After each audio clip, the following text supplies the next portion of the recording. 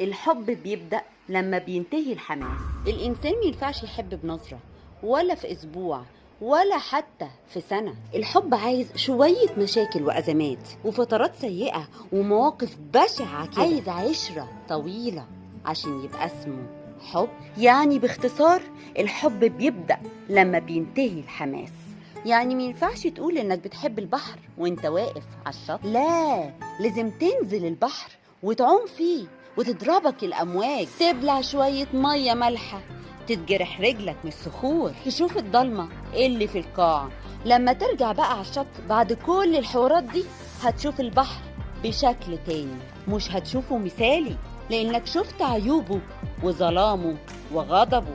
فيا إما هتكره البحر يا إما هتحبه بكل حاجة فيه. لهفة البدايات مش حب يا جماعة، اللي ما غصوش في البحر ما حبوهوش.